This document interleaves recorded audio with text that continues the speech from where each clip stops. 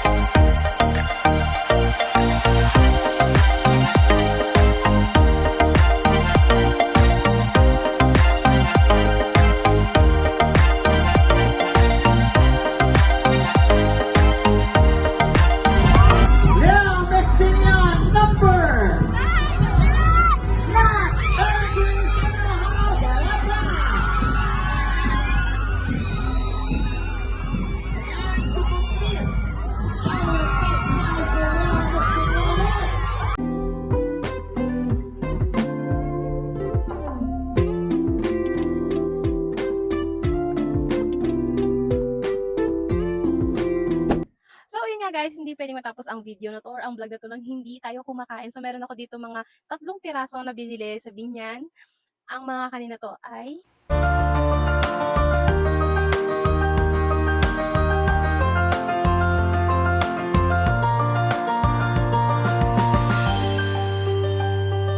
unahin natin tong kalamay, tong color violet na to, tapos may margarine siya, tapos merong latik. Grabing pagka-sticky niya, oh. First bite.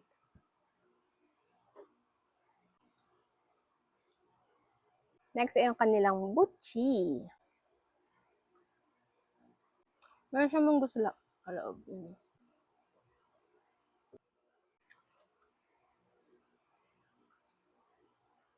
Of course, ang aking all-time favorite, Tikoy. I really love you, Tikoy.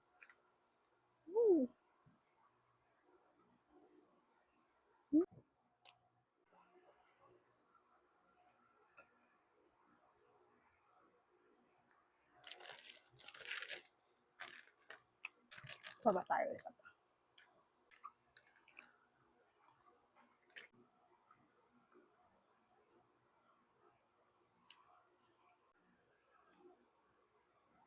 Last bite.